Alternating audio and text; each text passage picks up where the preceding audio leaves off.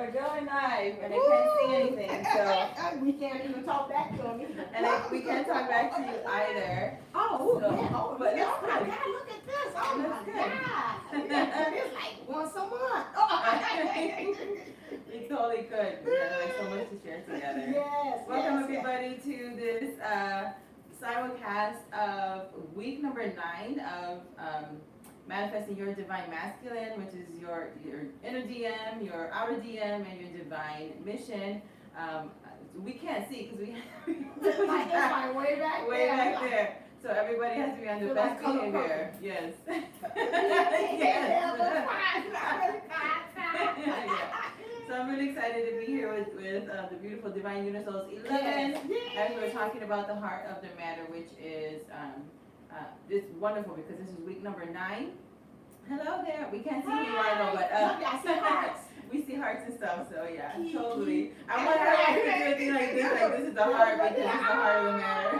Yes. We're talking about the heart chakra today and really diving deeper into why that's important, because it has to do with the heart is your manufacturing center. And so we've been going through the chakras the last few weeks. We did the crown chakra in week 6.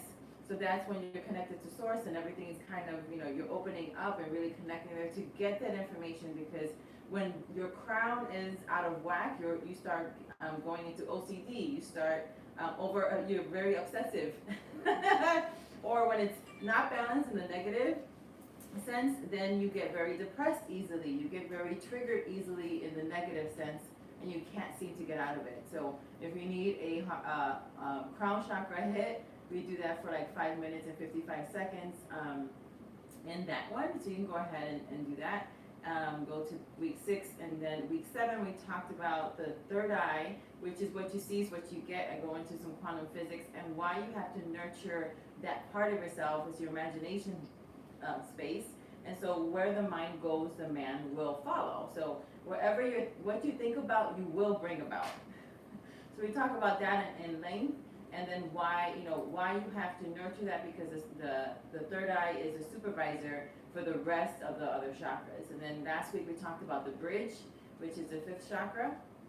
And the 5th chakra, people just think about its communication, yes, but it's a bridge. So it's bridging in the 5D to the 3D, and you're giving it allowance or disallowance by the words that you speak with intention.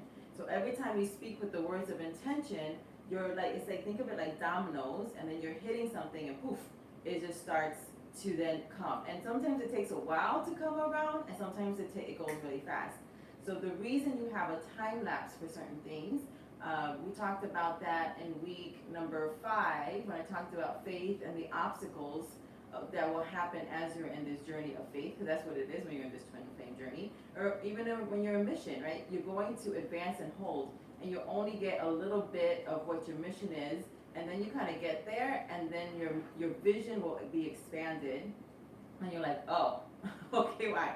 Because this is an abundant universe, and so there's never going to be enough. There's always going to be more for you to do, because there's 7 billion people. How many people are on this planet? Billions and billions. Yes. So there are so many people that you're called to, that you're specifically designed to answer that question, specifically designed to be a solution for that. So that's why you're always going to have expansion, you're always going to grow, you're always going to have more to do, because more and more people need you. That's why it's so important for you to tap into your inner DM, for you to tap into your alignment. Right now, Divine Unisoul is able to release the gym to you. So when you book with her at that level, you get those materials. For those who are new, the gym package is Get Your Mission, Get Your Masculine. So it comes with what I believe is a life-changing ebook, a heart chakra alignment video. It also comes with some inner child work. And those are probably the 3 components that are the most magical and the most life-changing. And then you have some other resources in there. You have like over 10 hours of videos and audios for those who are interested to really supercharge this. And in the meantime, we have, we have a lot of free training. So between Divine Unisoul's videos herself, that she has educational videos that you go to. I have a Twin Flame educational playlist. I'm doing this series during summer. This is your summer school. That we're doing this for manifesting your DM. So there's no excuses. If you say you have no money, no problem. Mm-hmm. No money, no problem. We fixed that solution, and we're True. bringing you this summer school series in order for you to get in alignment. So today we're going to talk about the heart, which is, and for those who are stuck in their inner child stuff, you know, even if you're hitting the gym, I highly recommend two things. One, you go into Divine Unisouls in her week 2 of To Lead Us to Be Divine. She did, it was called Trust and Inner Child. And there's so much information in there, and that's free right now, right? So it's on her channel. She did that series here. That was her summer school for a few weeks. And so you want to go back to that week 2 and hit that and go through every single piece, slow it down, write down the notes, and then do the work. Additionally, then now she has the package, which we're going to work on today, so that can be released. Thank you for those who have pre-ordered. Mm-hmm. And so that's only $22.22. So we have a free option for you to get into the heart work, which is go to the week 2 of the inner child work with Divine Unisouls. We have this one that will help our inner child because it has to do with the heart. And then you have the paid option to get the package, which is $22.22 with Divine Unisouls. And then, you know, if you need, after you do all those things, if you're still stuck, but do the free things and those other avenues first, do the work, and if you're still stuck, then we recommend you to book with David, who is Sophia's DM at TwinFlame Community in Toronto. So, you know, we're not afraid to send you to other people because we understand this is an abundant universe, Yes. you know? And that if when we work together and share our gifts, then you're gonna be better off for it. So we're not concerned. Like, well, are you concerned that they'll take somebody else's audience? We don't care. That's not what we're about. Yeah, that's not what we're about. And that's why we're abundant, because we don't care about that. We care about you. We know our mission, and we're still growing into who we're supposed to be, but we're sharing our gifts together, and we want to do these kind of things together to show you that, yes, come in collaboration, you know, sell other people's stuff, you know, recommend other people's services, recommend other people's trainings, because that's a good thing. And it also continually weeds out pride. It continually weeds out conditionalness. You know, it also weeds out any lack mentality, which is also a heart issue. So, you know, all this stuff that we had in the United States the last couple of weeks with the gun violence, and I had a friend of mine on Facebook who was murdered by her husband recently, last week Saturday. It was a murder-suicide. So he came in, they had an argument, he shot her while their kid was still in the house, and then killed himself. So that's a heart issue. It's not a gun issue because, you know, Cain and Abel, one killed the other with a rock. It's a heart issue. Money, it's a heart issue.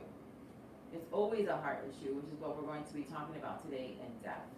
So, and then I got what I didn't set up, which we'll just do a timer, and I'll do some chakra, some heart chakra stuff at the end. But that's what we're going to talk about today, because it's really the heart of the matter. It's your heart chakra. It's your manufacturing center. So out of the abundance of your heart, your mouth will speak, which is your bridge. And what you don't understand is this is where everything starts to turn. This is why we've been talking about what goes in your eye gate and your ear gate. And then earlier this month, was it earlier this month or late last month, late July, when you said you were like, oh, do a fast and don't watch any karmic things? Yeah, I did that late because it just came to me and just told me, this spirit, like, tell them that they can't do it until the lion's gate. Yeah. And I seen why, and then that kind of triggered me also, for me on my journey, to say, okay, you know what, it's beyond that, because even when I started that, I started to not withdraw my energies from just feeding into what's happening with the third party situation, and then that caused me, just like we talked about earlier, to take that next step, which was to withdraw my whole energy and not to really see what he was doing and what he was all about. So that just really has started for me. I think what was I got? I think I seen somebody else's like video, and it triggered me, and I heard the voice real clear just say, August, tell them they can't read they can't look at any karmic situations until August 8th, because you're pulling on their energies. You know, it's just like they can't concentrate. And I physically could feel like, okay, I'm supposed to be concentrating on getting out this karmic situation. He can feel you at the same time pulling and saying, okay, what are you doing over there? And then he's kind of turning and looking at you and like, okay, now let me pay attention to you right now, and then forgetting about, hey, your job is to get rid of the third party situation. So that was one of the things that the DM was really speaking to me. It's like, please stop it. You're messing up, interfering. I can't really think about how I'm going to get out of this situation. Right, and so that again goes back to the heart of the matter of things, your heart chakra, where, are you honoring those promptings that come up? And then when you're not honoring, then you're wondering, why aren't things happening? Because you're not honoring the pings. And a lot of times the instructions that you're going to get from source, it's those good towers that we talk about, those aha moments, like, oh, and it's usually like very, very soft, like, oh, I'm supposed to do that.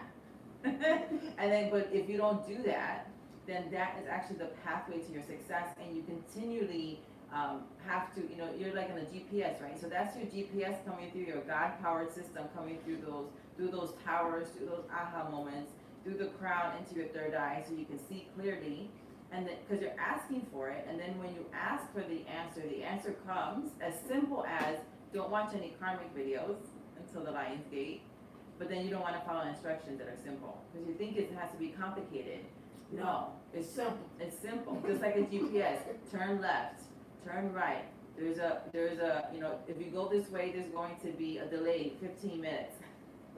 Looking for a faster route. Sometimes there is no faster route. You've been in a car that says you are still on the fastest route, even though there's going to be a delay. That's true. So you need to be sensitive to those things because that's going to allow you to have the most expanded experience, be able to give you patience during the seasons when you have your 8 of Cups. If you look at the modern spellcaster, for the 10 of Cups, there's a cup here, there's a cup here, and in the middle there's an 8 of Cups. We know the 8 of Cups has to do with the walking away for a while. So there are cycles where you're not in communication, and they should be short, they shouldn't be very long if you're doing the work, and a lot of times things are long because we don't know the work to do. Can I interject? I also see it like when you were talking about the GPS, it's like sometimes here in Chicago you have to take the side streets. And sometimes when you take the side streets, you get to see like different things like, oh, I didn't know they had this shop here. Oh, this is where, okay, well, next time I need to get my nails done. I might try this place. So sometimes while you're on that route, you're thinking you're going like a straight and narrow, or the destination is you would be in a union with the DM, or you finding out about yourself or being in a mission. You'll find that the universe will kind of put you sidetracked and put you on those side streets to find out new discovery, new things about yourself, new things about the world, how to connect with other people. So just like I said, I think about life. Life doesn't travel in a straight line. It goes up and down and on the path and off the path. And so that's the same thing like what you're saying about the GPS. Although you know your destination, but it's sometimes, don't get frustrated, because sometimes when you get off there, you get frustrated too. And you have to be gentle. That's when you have to kind of nurture yourself, going back to the matters of the heart, which is to be like, okay, it's all right. We got off. Don't get hit panic button. Like, oh my God, where the hell am I on this damn road? Where the hell am I at? And you're like, okay, I'm riding through the hood. And you're like, oh my God. Where am I? Like the car, oh Jesus. And like, where did you take me? Where did you take me? So, don't hit panic button when you find yourself going right through the hood, like the darkest places, like the shadows of yourself. Yeah. So you can be able to do that. So I just sitting, I said, I gotta interject on that. Oh no, please interject. That's why we're together. So that's what I want to talk about today. Is really understanding some of those things. Now, if you've hit the gym and you've seen Sophia's videos, she's always talking about the inner child work. And that's that deep thing. Yeah. Confirmation. So the inner child work, the deeper you go and the more vulnerable you are to the experience, the faster that's going to get purged out of you and it's going to heal. So that's like the best way for things to change. Because what it does is that it goes back to those places. It not only changes your belief system about what happened in that space, but it actually starts to heal things. And you need that because your cells retain memory. So you have cells that are there for 7 years and then they kind of die off. So every 7 years you're getting like new cells. But every day they're dying and they're being born. So as you're going through this healing process, so those cells that are there, you want to bless them so that way they also release the memory of that thing and bless them with the healing. And then the ones that are being created that day, you want to bless them so they don't carry any of that residue as well. So there's all this physical stuff that's happening in you that, well, that's why you're like, well, I thought I was over that, you know? Well, you were in layers. So until you get to that part all the way down to the cells, and that's what the inner child work does, it's always going to echo back. So it'll echo back. So when the echo comes, if there's still pain, that means there's still healing. If you're able to communicate it and be able to help someone with it, like when I communicate, I almost killed myself 4 times during my first marriage, I can now say it without breaking down. So I know that I've been healed of it. I'm not detached, I'm detached emotionally enough where if I start thinking specifically of what I saw, of course I'm gonna be moved and tear up because it was a painful moment, but I've healed to the point where I can talk about it so I can help other people. So sometimes we're going through things, you're like, why am I going through this? And we have to be careful with the why am I, because then you're making it seem as though you're putting yourself on a pedestal. Now why does anybody go through it? Everybody goes through things. And perhaps some of the things that you're going through, because you're going to be able to heal from it properly, then you're able to use that experience as a platform to heal other people so they're healed. So when they look to you and they're like, oh wow, she seems like she has it all together. Well, you didn't know that, there was a time in my life where I didn't have any money and I had to count on the grace of source to take care of me and my babies. I had nothing. I had $20 in my bank account, and I had the rent due, and I had 2 babies in Pampers, and I had 1 baby using another baby's Pampers, and with like duct tape to hold the pamper up because it was too small for her. And then saying I don't have any food in the house. How am I gonna you said that I will quote back to source the things that he said about food, and that I would not be without food. And then as soon as I go into the gratitude, saying, you know what, I know you always take care of me. I don't know how this is gonna happen. And then like really an hour or 2 later, people are showing up at my door with money for the rent, with food for me and the kids and the husband at the time, for all kinds of stuff. So I can speak to those things because I've been through it. So or you might say, oh well, she's with her DM. Well, I've been through a lot of stuff with my DM. Right. And that I'm able to then communicate how we've healed through that and how he's healed through things as well. And interject. I'm like the kids. I got teacher. I got a response.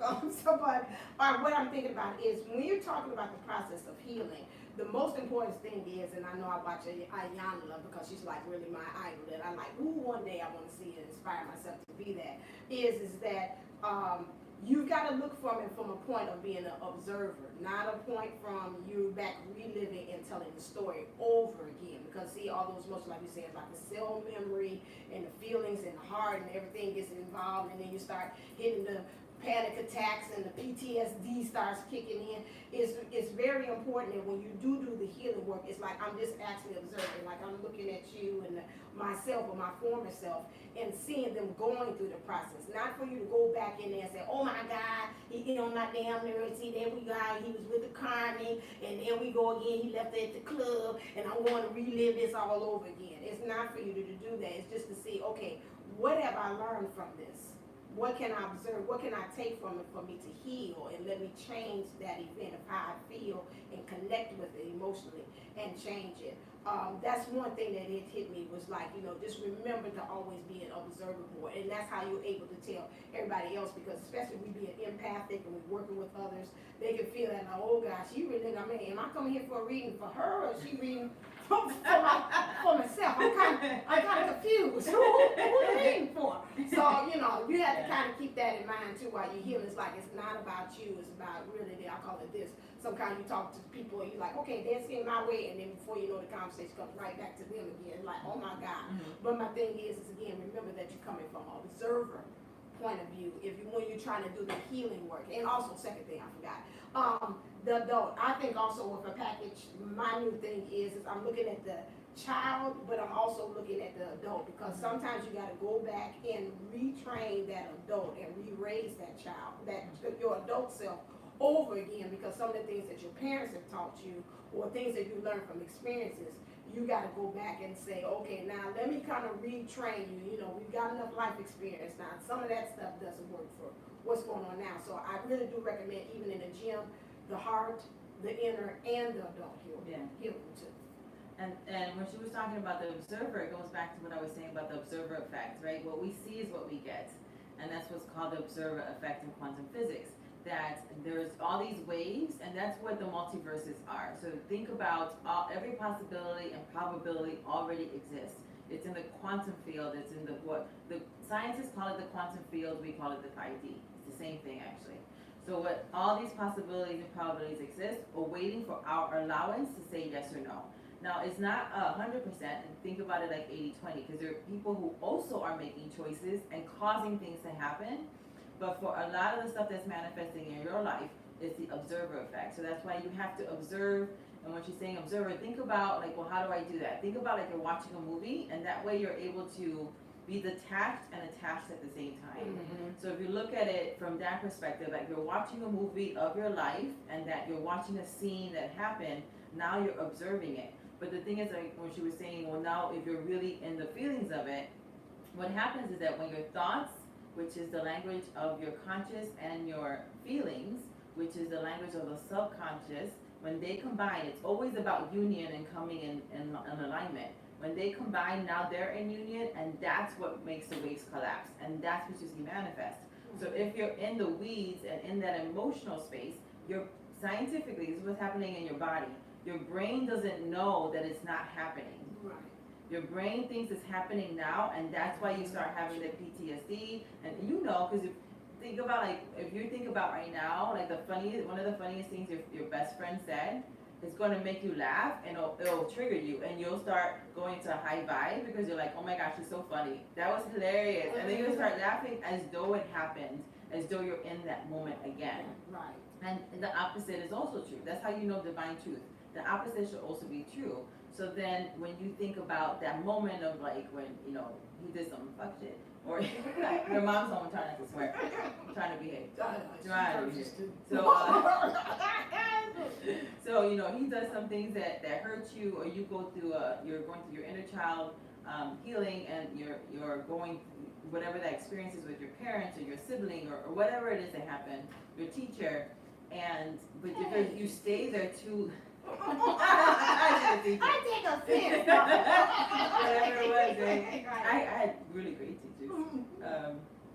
You know, in that moment, it's like what she said, right? So then you're in that moment, now you're reliving it, and now you're charging yourselves with that energy. We are all energy in motion. So we need, that's what emotion is, it's energy in motion. So when now you're fueling yourselves again with that memory, and you are a walking broadcast system. So you're always broadcasting your most dominant belief system that is in alignment with your most dominant emotional state. You don't have to even open your mouth. You don't. They can, people, I mean, they don't have to even be TFs. They're just regular people who say, wait a second. And you've been in a room where people are arguing and stuff, and you walk in and you're like, what's happening here? Yeah, right. We just had an argument, didn't we? Yeah. Or you walk near somebody, and you're like, you just look at them and they feel peaceful, they feel like home, and you talk to them for a couple of minutes, you're like, you're my new BFF, where have you been all my life, you know? And it's just because they're broadcasting, you're always broadcasting a message. So that's why we want to talk about the heart today, because that's actually where you're broadcasting from.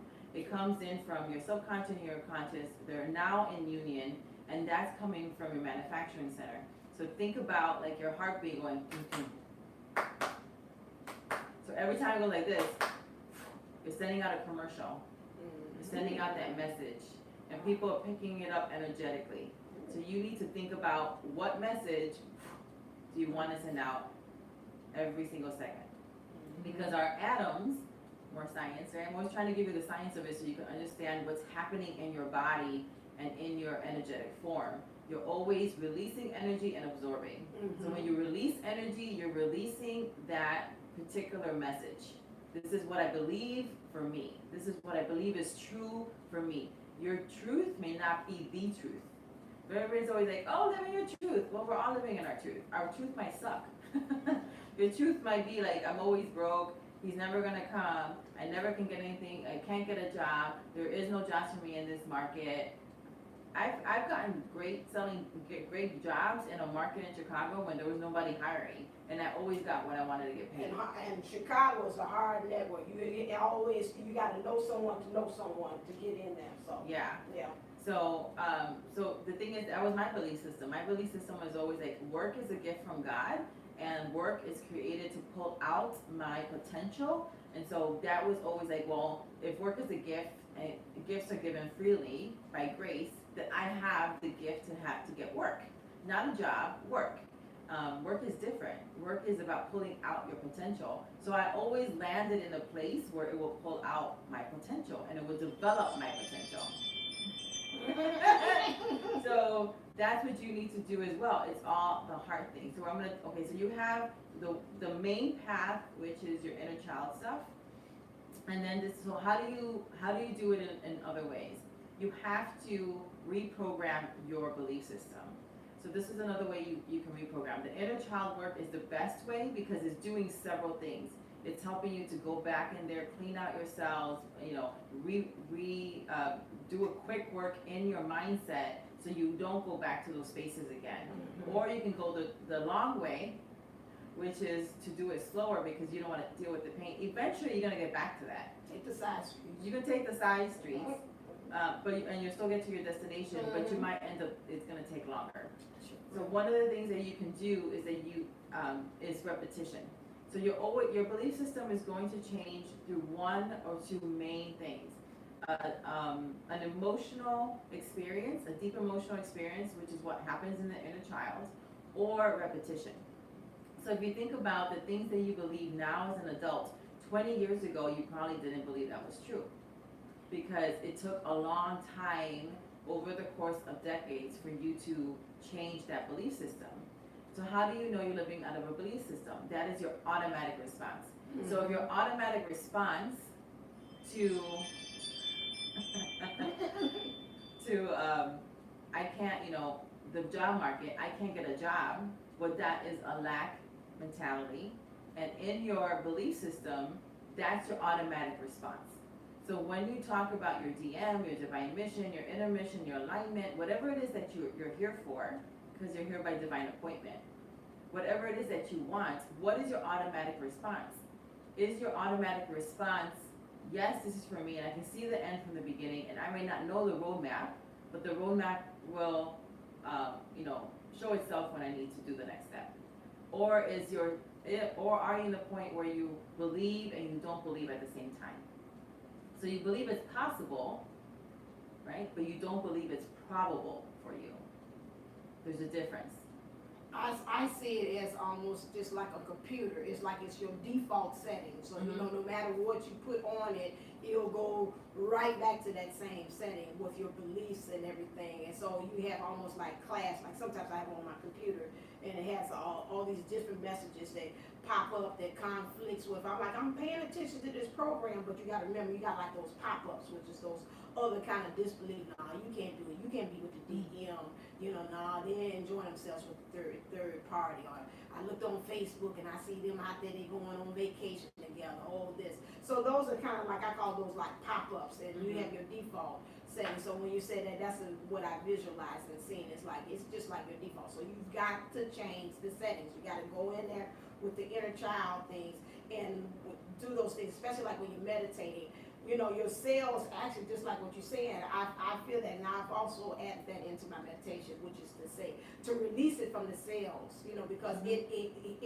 it absorbs it. You can't believe, and then your body does too, because sometimes also different body parts will hold, and you think about your childhood instead of like, well, my side hurts when I think about my childhood. You're storing all of that energy right there in that area. So you got to learn how to release that as well as when you're doing your meditations too, from your cell and from those body parts that might be harboring and keeping those things. You might say, I'm all right, but then you're like, okay, why am I what's happening with my hip is hurting? And that's what's going on. It's like, okay, that's part of my childhood too. So those are those things. And that's the thing is, we're already programmed. That's why it's called television programming, because it's programming you, which is why, I talked about that before. People are like, oh, The Bachelorette, I want to go see the Bachelor. Oh, The hell no. Bachelor, you know. Hell no. I was like, so you I want to watch see that the show. Bachelor and think that that's such a great show when you have 30 women who are supposed to be intelligent Right. and they're fighting and crying over like, oh, you didn't sleep with me yet. Right.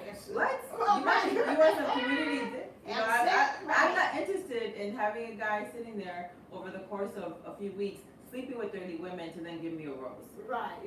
Sex. I'm not interested. That's not romantic to me. Mm-mm. That, you know, whoever seduces him the greatest is gonna get the rose at the end. No. I don't want that in my. That's not romantic to me. I don't want that in And my that's mindset. dramatic. Yeah, it's It dramatic. really is. It's only for you to put yourself out there like that and to know at the end, you know, they give you your stuff like, bye, get all your junk, you don't play, you don't And want Erica, oh my God, he did 50. you didn't take me after we slept together. I don't want to Quite a live few with this times. one on. So, Yeah. no, it's just, no, too traumatic. I mean, I wouldn't even put myself in that kind of position. It's not romantic. No. And so and then you're like, well, it's just entertainment. No. No. It's there to train you. It's there to entrap you into believing a certain mindset. And so you have to be, you know, aware. If you want changes, if you want something you've never had, you're gonna have to do something you've never done. And that is to be aware. And you don't have to do it like, you know, have some neurosis around it. But just decide, I'm gonna do like a 21-day fast. And over the course of 21 days, I'm going to be paying attention of the words that come out of my mouth, because your words are containers of power. They're gonna breathe life and death into whatever you're saying, but that comes out of the heart. Because out of the heart are the issues of life, which is what issues for you. You get to decide what issues you're going to subscribe to by what you're saying, because it's being in your heart. So how do you rewrite your heart? So today we're going to talk about rewriting your heart. The main way we've been talking about in length is the inner child, because even though it's the painful way, it's the fastest, most effective way to rewrite and reprogram those things in your heart in order for you to manifest. Because when you deal with the negative things, then they're gone, and it allows the positive to just swoop in easily. Plus, that's your foundation and where you love from. I mean, your Yeah. parents were the model to kind of teach you how you love, and you've got to start from that basis. Is where, okay, where did I really learn? Where did I see love? Where did I learn from that tip of like practices, like interaction with my parents back and forth?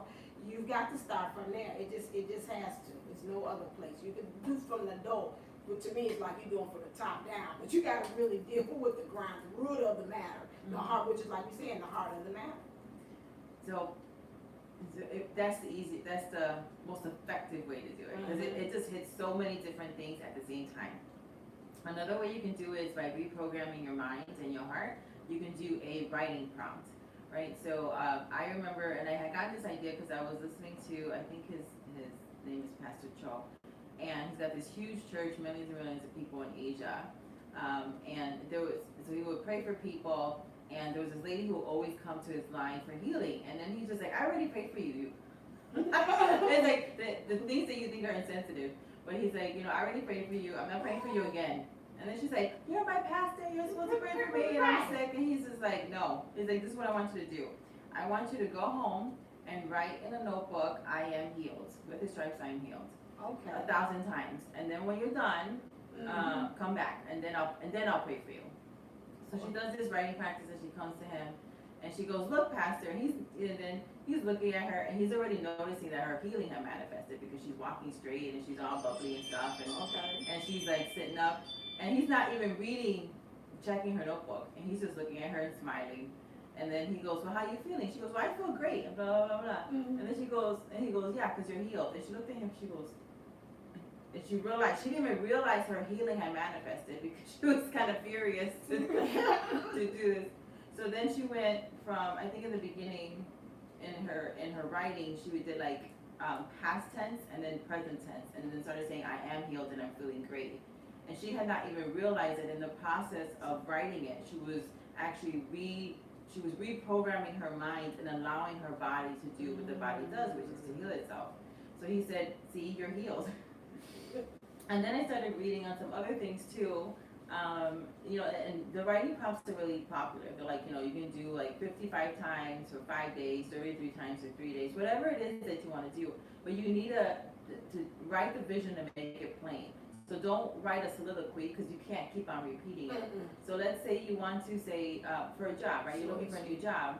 You can say, I am so grateful for my new work, you know, I'm so grateful for my new work, and just keep on writing that. What I've noticed when I've done these writing prompts, and I do that every now and again when I can feel myself in anxiety, or feel like I can't break through to something, or I'm in that moment where I believe and I don't believe at the same time, because I'm going through my own layers of insecurity, and you know, those things, they're kind of exposed to you in layers.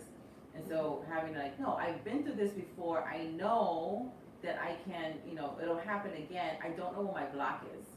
So then when I'm doing the writing prompts, I notice that by the time I get to like 300 or 500, I start having an attitude like, wait a minute, I can do this. You know? And then it shifts my attitude about it. And then I'm able to receive instruction. So that's why the writing prompt, so I would say, you know, go to 1,000. So you can do like, you know, 50 every day until you get to 1,000 or 100, you know, 100. But you want to say it out loud because, again, you're activating that. So you say, but you have to keep it simple. You can put on some meditation music with it, or some music that will put you in a high vibe place, just so you're including and make it, your whole body involved. You're like, yes, you know, I can do this. You know, I am free. Or, you know, even if you're dealing with the heart issues and you feel like there's a block, you're like, you know, I am free. Or you're dealing with, let's say specifically, feeling like you're not enough, right? You would say, I am that. I am is the strongest phrase, because whatever you say I am to, you're saying that you are, and so those things are being aligned to you because you're made in the image and likeness of God. And so we're saying, oh, little g, you're supposed to be running it like big G. You're saying it, that means you want it. Okay, then you don't. The universe actually works for you. You have it in reverse. It's the universe, you in reverse. You are programming what you want to see in your life. Where the mind goes again, the man will follow. So you would say, I am that. I am more than enough. And you start writing that, and after a while you're like, wait a minute, I am that. And then it kind of breaks the wall, and then you're able to receive why, you know, maybe that, then you can go back to the inner child, because when you hit that wall, you need to then adjust to say, wait, I have to call things that be not as though they were. I need to see the end from the beginning. I need to focus on the truth, the divine truth. The divine truth is that you're more than enough. That's the divine truth. But sometimes you can't see it because you hit a wall. So if you hit a wall, then you can go ahead and do that writing prompt. And that'll help you get to a point where you're like feeling, wait, that is the divine truth. You have to get to the point where you recognize the divine truth of like, wait, that is true. I am that. I am more than enough. And then deal with, why don't I feel it? And then the inner child work, like, this is why. You're like, oh, and then you can go back and heal that. So if you're stuck, that's something that you can do. I would say also visualize. I'm a busy girl. Like, I like to visualize. So like if I was doing that, I would write down, I am enough, and then see myself like being enough, like sitting there, maybe have superhero kind of costume on like this, and my hair is blowing. There you go. Like, and then I got my hair flying. Beyonce, right. And your hair all flowing. Yes,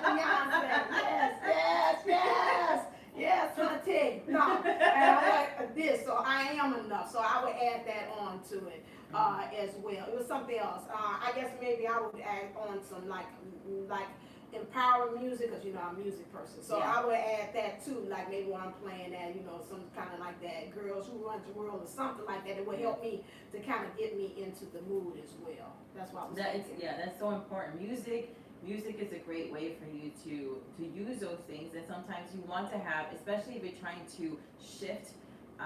So how long should you be doing that? Even just using music alone can do that for you. It takes about 8 minutes for you to shift from one state to another. So if you have like a favorite song, like your Girls Who, you know, Run the World and stuff, you can put that on and you put it on twice. That's about 8 minutes.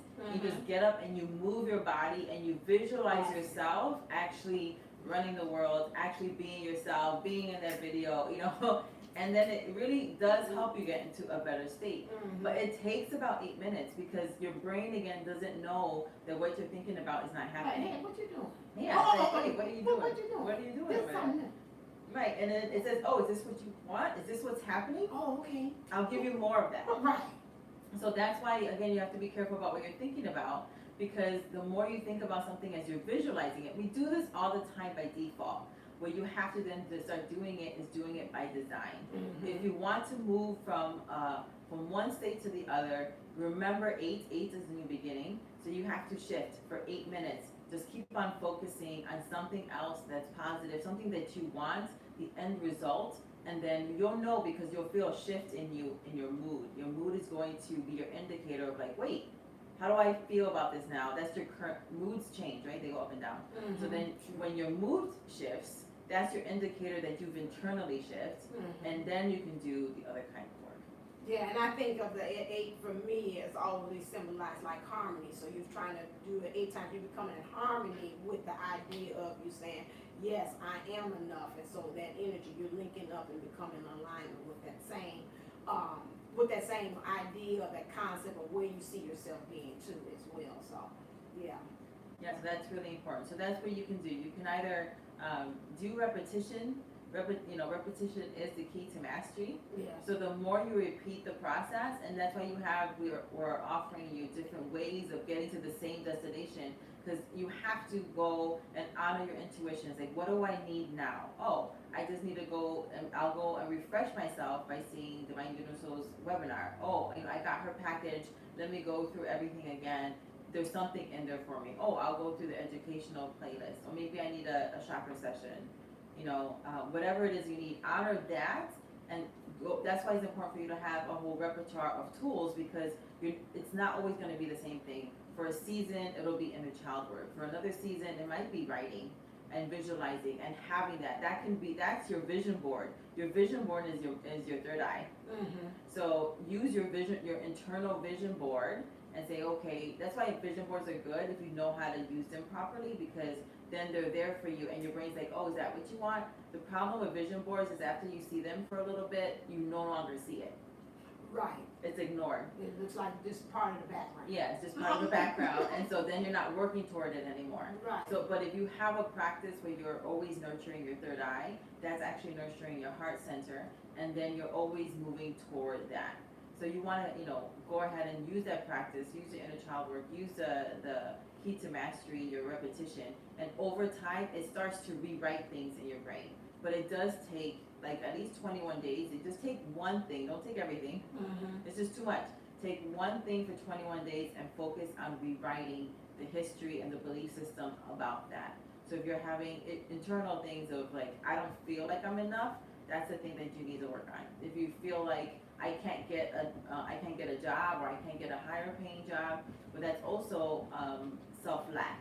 You're not believing in yourself that you're a beautiful human being and you're intelligent. You can learn stuff. You're smart. You can learn something. You can learn new things, and you can learn a lot of things through YouTube too. YouTube University is great to get new skills. Right. But you have to. That's really a lack mentality, and then as you're working toward that, then it's going to trigger you, and it'll tell you like what the heart is.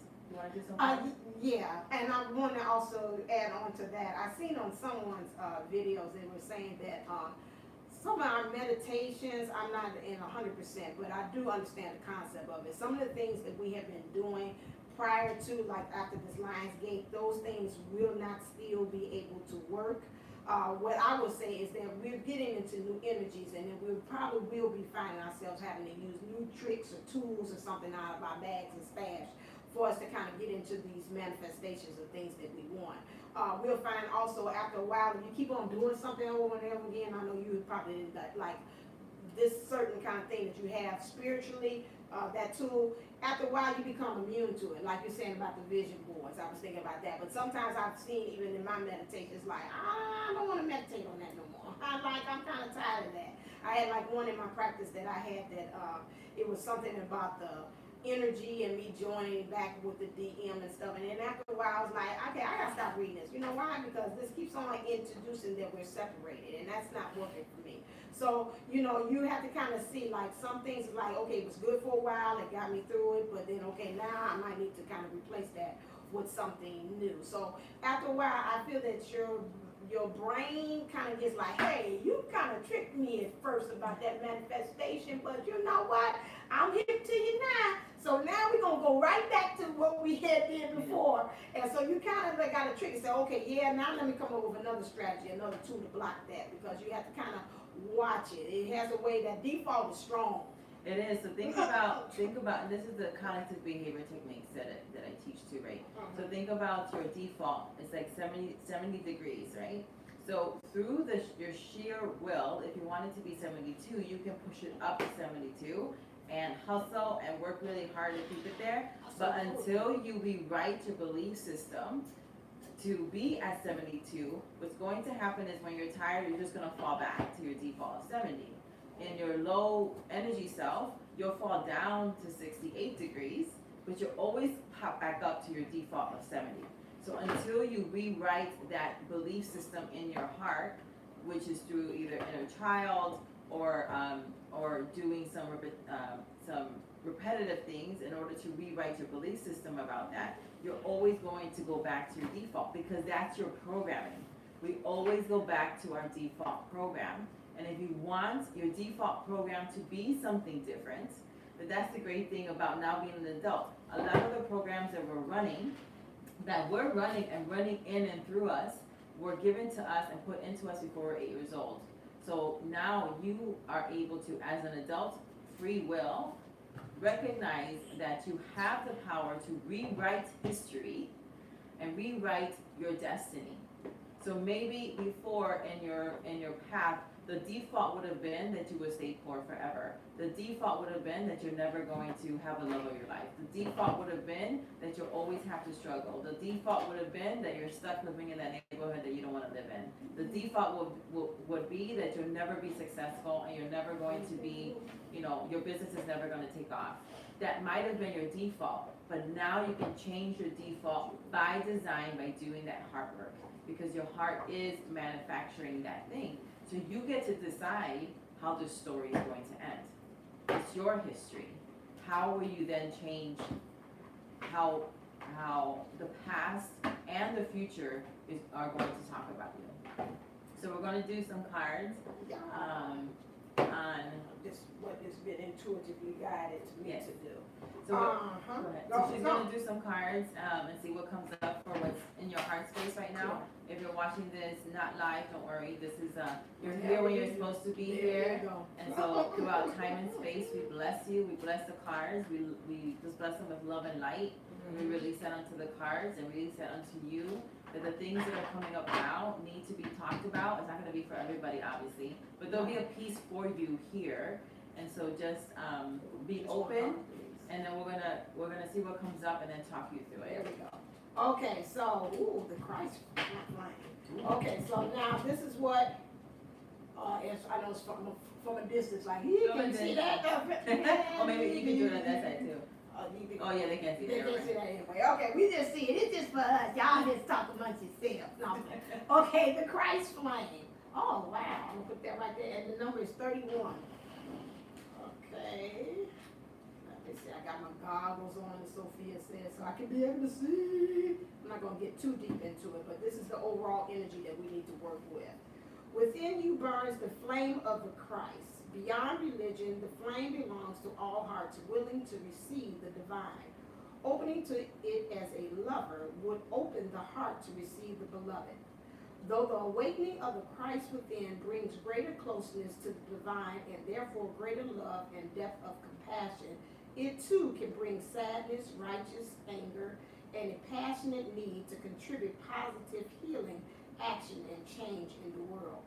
You may be an introspective soul who does this through mastering their inner world with meditation and yoga, raising your own vibrations with absolute intent that this brings healing to the world around you.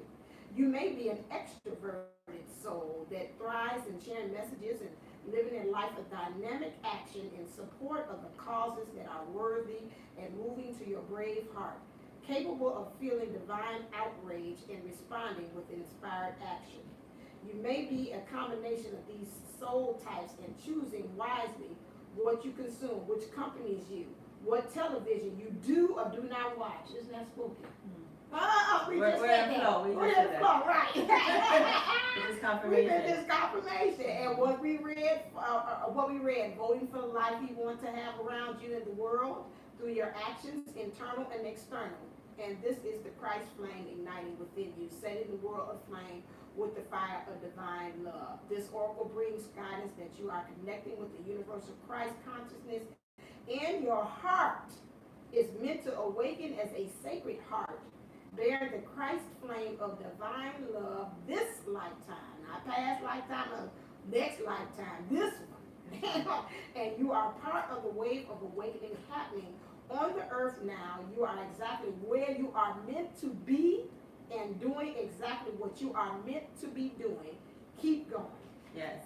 That's awesome. So that's the overall, right? Which is exactly what we're talking about. Right. This is 31, which is 4. Whenever I see 4, it reminds me this is the energetic gateway. Okay. But this is our energetic gateway.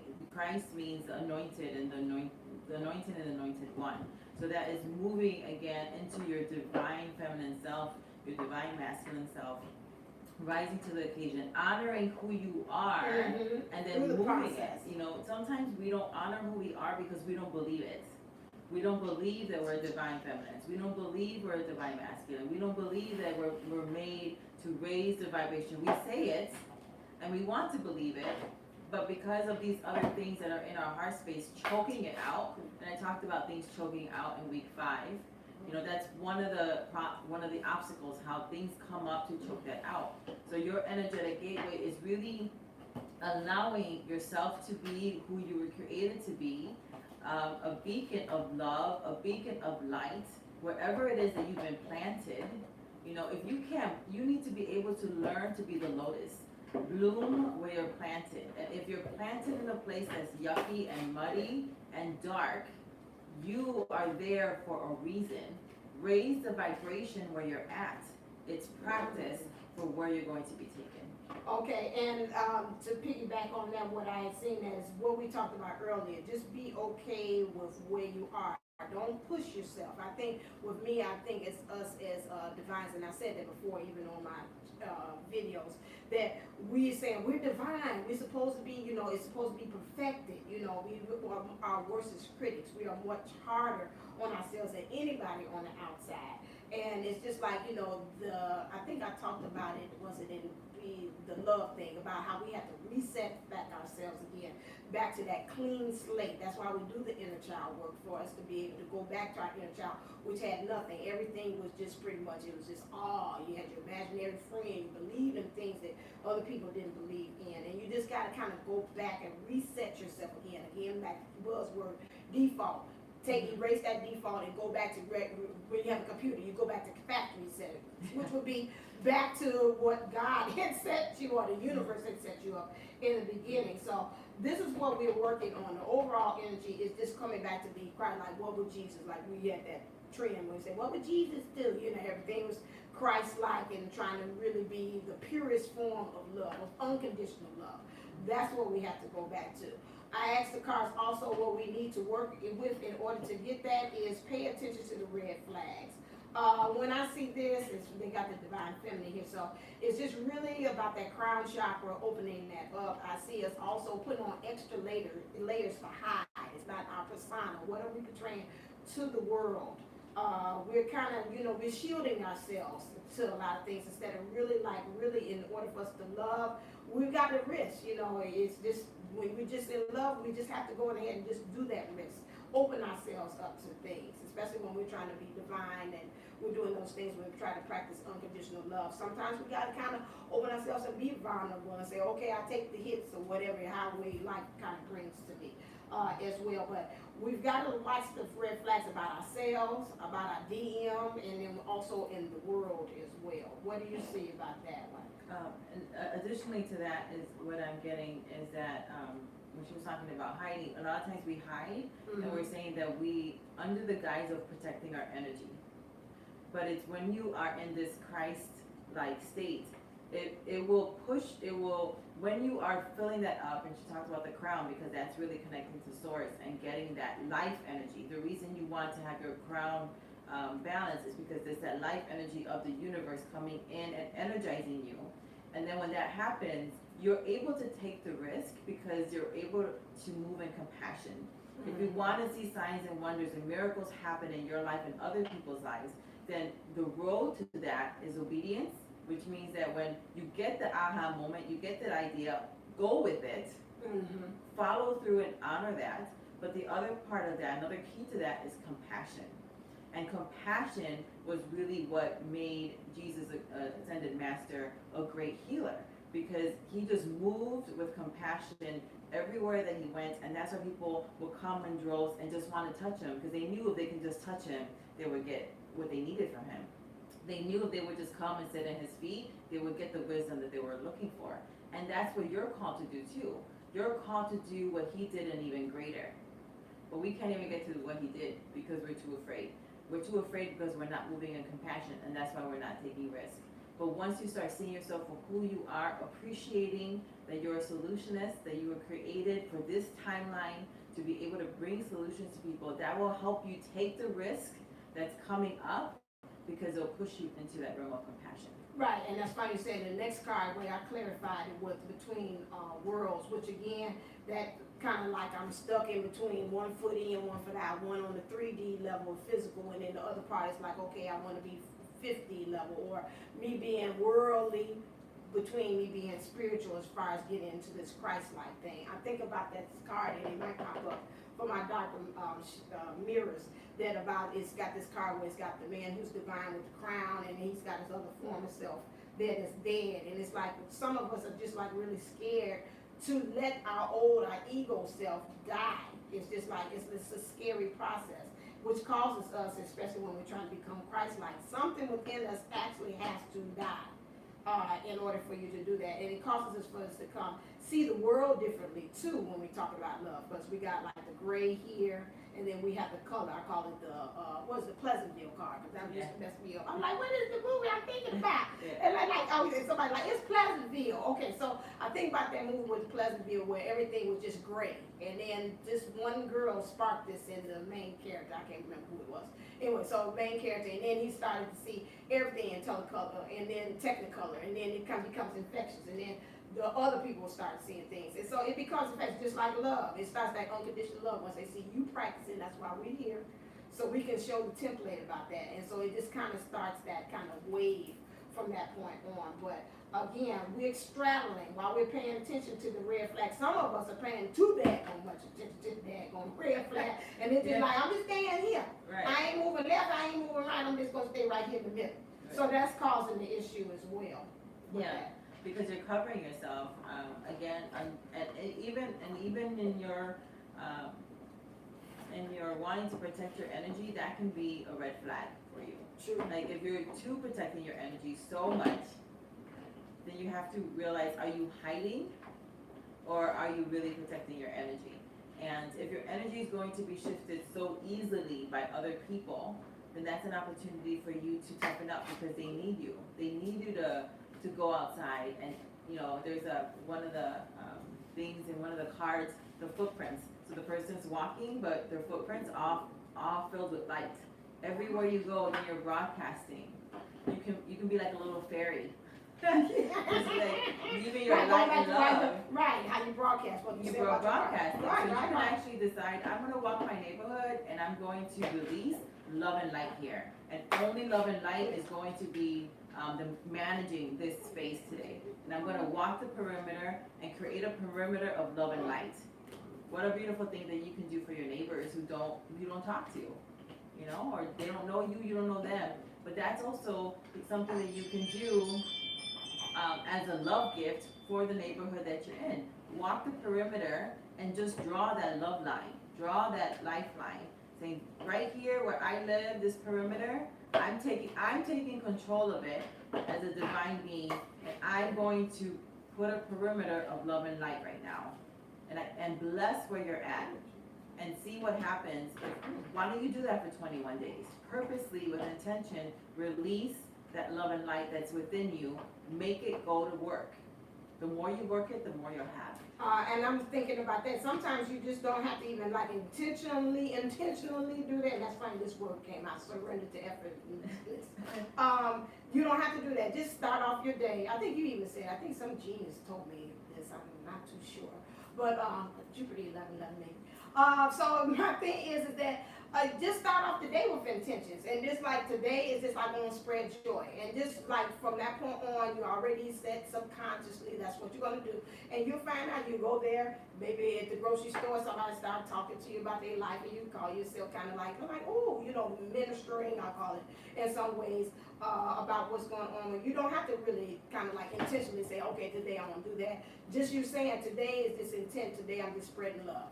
That's it. And go on about your day. And you'll see how people just attract to you. Oh, your hair's so pretty. And then we starting a conversation. When you get your hair done? I go and such. So now again, that's kind of spreading love. Now you done bless somebody else. You done bless your stylist. So now she can be blessed because you tell them where you got your hair done from and vice versa. So you don't have to kind of like start off with the intentions, and then you can. If some of you like me, the hood, you don't want to kind of walk around intention. But anyway, I'm not saying I don't live in no bad news. Somebody say he lives in the bad part of Chicago. No, I'm not saying that. But I'm just saying sometimes you don't have to go intentionally with that. You can even get a map, get a Google map, right?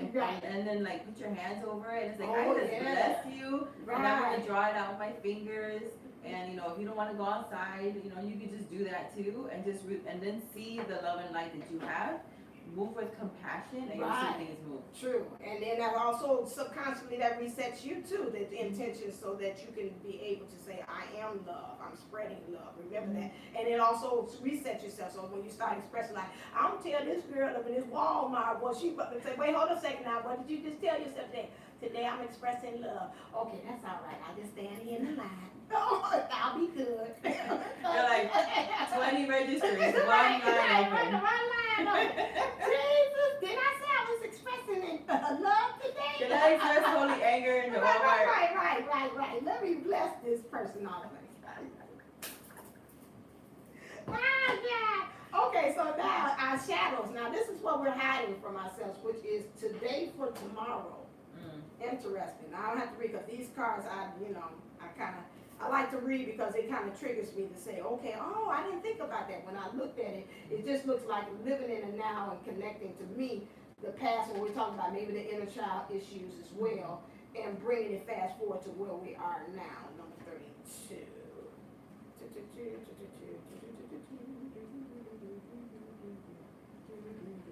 Okay, is this the dark mirror? Yeah. I've never seen this before. Yeah, I love them. I seen them on somebody else's channel, and I was like, oh my God, I like that. 32. I like it like that. I like it like that. Oh, see, I don't know people like, she didn't sing it out. That's why I'm over here, because he sang. Okay, here we go. Today for tomorrow. Mother and daughter, or maybe twins. Oh. Okay, or the same person in different times. Red hair, a black dress, standing at the top of some stairs, under the moon in the wind. I wanted some, I want it later, gently. It may seem like a trade-off to sacrifice the present in order to secure a better future. That's why I was saying about that card, like that dying. I picked that up. That's what ants do. Or to sacrifice the future to enjoy a better present. Cicadas do this. Either choice holds a bitter taste. It's like watching a child play. Shouldn't she study? And if she were studying, wouldn't she regret not playing more? You meet a person you are attracted to. You do go past and let it stay in the fantasy, or you make a move and follow it due to the ephemeral ending. The endless choice between regret and remorse. What if, for once, we turn our back to the dark? We do the unexpected and we shred it like a used dress. We can't walk by the sea as no one is around, and we skinny dip out our worries. The present and the future are one single integrated connection. There's no choice because the road is only one. What we are today and what we are tomorrow may be different, but it is the same person. Yeah, and that's why now faith is. It's now. Mhm. In the realm of the quantum field, in the realm of the 5D, the time is always now. So that's why every choice you make is made now, and it's going to come through. So when you say it, it's happening now.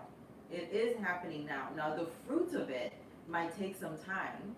So that's why you have to nurture it, because you can either kill the fruit by killing the roots, or you can abort it from coming through, or you can go ahead and nurture it correctly. But there's always this thing, right? If you don't do it, you're going to be regretting it. What if I would have just given it some more time? If I would have just nurtured it? If I would have just not popped off on my DM? Mhm.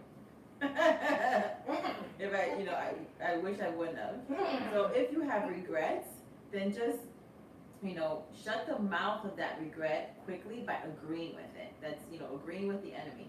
So like, okay, I see the regret. I acknowledge I should have maybe done it, but there's nothing I can do about it because it's in the past. So I forgive myself for not going through with it. I forgive myself for not going for it. I forgive myself for not taking the risk.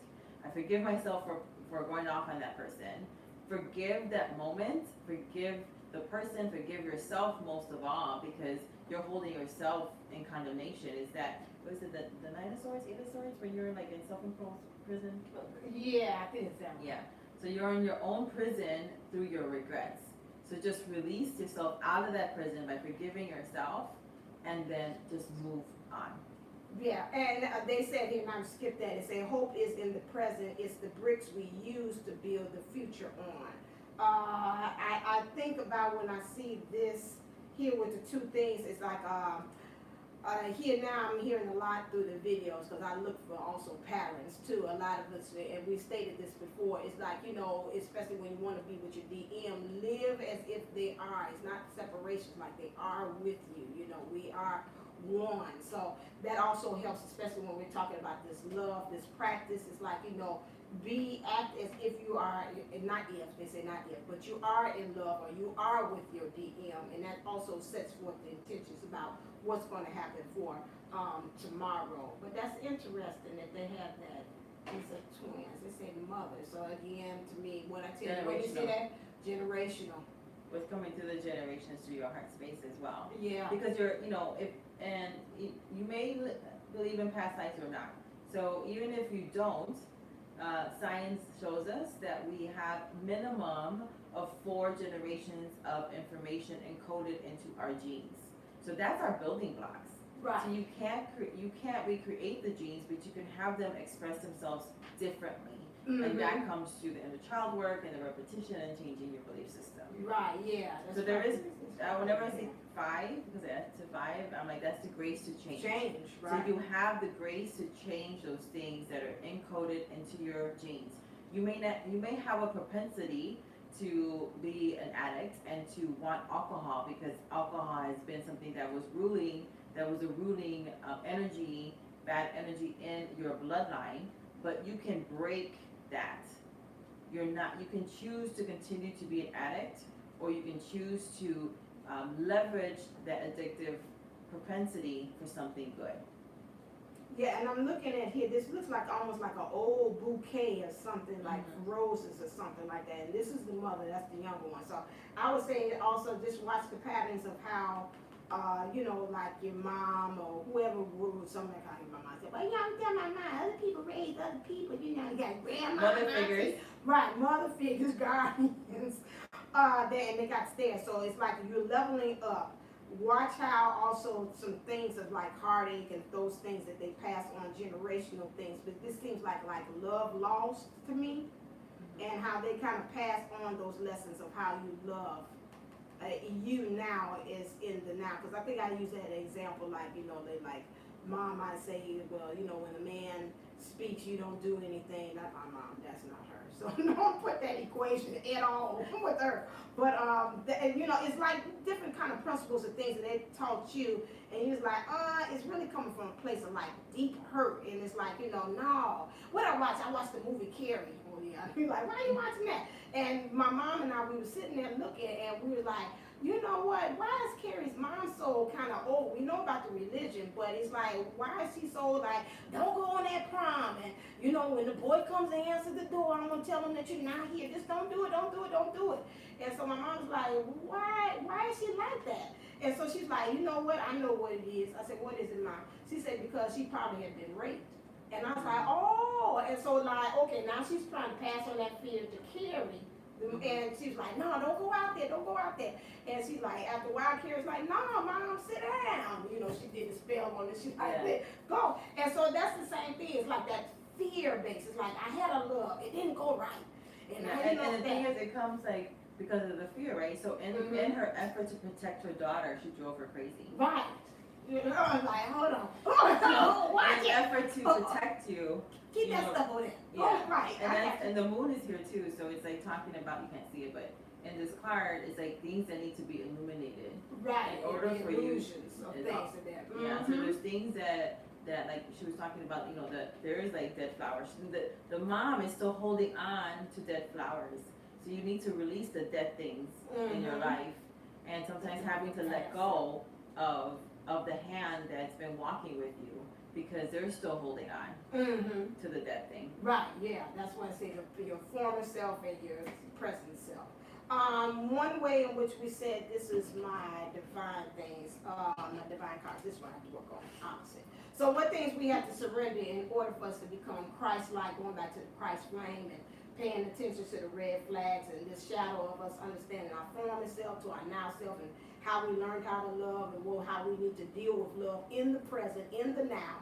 We need to surrender to effortlessness. So stop pushing so hard. I talked about that earlier. I said be gentle with yourself, nurture yourself. Even if you get off track, that's okay. I like to use the Ho'oponopono prayer, which is a Hawaiian prayer, which starts off with, it says, I say I apologize, but you can say I'm sorry, because my religion, with the spirituality that I was growing up, we didn't say you're sorry, because it brought on all kind of sorrowful, kind of different types of actions and things, events that happen. So I say I apologize, please forgive me, I thank you, I love you. You say that several times with that, and I've seen it change. I've had things like me in the DM have kind of clashed, or family members reclass, and I say that real quick, and before I know they reset, like, hey, all right, you want to watch television? Like, oh, okay, this really works, you know. So it erases all of that kind of stuff together. So effortlessness. So don't push yourself. Say that prayer if you can't forget. Say, I just keep on, or hit the heart in the gym package, the heart chakra thing, which helps to reset you there. Also, we need to surrender obsessive thinking. That's true. If you're obsessing about a person or situation, turn the dilemma over to spirit. Doing so will help bring you clarity and even solve the problem. So you're obsessing about love. Oh my God, here we go again. We're going to try this love thing. I don't trust them. You know, last time I was like this with the DM. You know, it's certain signals. You can tell. It's certain ways they talk. It's certain things. It's like, oh God, we're going right back into this trap again. So you got to kind of think about that. Like, that was then, back to this again. This is now.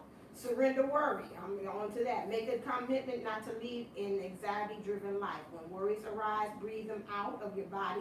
Focus on the power of your heart and have faith that spirit is guiding you always. Surrender. The worrying was faith in reverse, right? And it's creating more. So they go do that two friends. They go get two friends, they get two friends, and on and so on and so on. And before you know, you got a gang of them looking at you saying, now what? What you said you wanted? Oh, you ain't getting it today. It looks like that froze over there.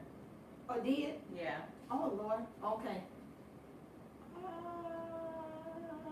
I see time going. Time still going? Uh-huh, see? Oh, Gotcha. Okay. Maybe it went back. Okay. Yeah, see, the thing is not. No, it's not. It sure isn't. Oh, God. Okay, go on. And then last one, surrender. Read that It one. says, surrender your need to always be right. Give others the gift of letting them be right. Be yielding, not rigid. This will help resolve conflicts and improve your relationships. And so what I'm seeing here, even in the chakras, right? Surrender to effortlessness. So that's your third chakra. So if the third chakra, when that's your power center, that's where you're working out of. Also some of your root as well. So when you have a need to hustle, that is a root, a heart, and a third chakra issue. Surrender to obsessive thinking. When you're obsessive thinking, that's your crown chakra out of whack. surrendering to, surrender the worry that is in your heart, your manufacturing center. So that is coming out of that particular chakra. And then surrender your need to always be right. A lot of that is your third eye, right? So that is how you're thinking over here, how you're seeing things. Sometimes, you know, my ex, we both have the ability to see things. And I learned from a young child to shut off looking at the negative things and to shut off my gift because it was just too overwhelming for me. Now he would always be able to pick up on all the negative stuff, kind of like image reading, like the way Sophia does, so she can hone in and see all the stuff. Did it work? It's still stuck on that one thing, but it looks like they still, okay, did something. Okay, keep on, you Okay, keep on talking. so then, Stop the flow with me. So then he was able to see the negative, but then that's all he was seeing. So if you're able to only see the negative through your third eye, or only the positive, that's also not being able to see things clearly. And as I said before, your third eye is a supervisor of everything, of all the other chakras. So sometimes when you have a need to be right all the time, do you want to be right or do you want to have peace? Now there is a time for everything, right? There is a time to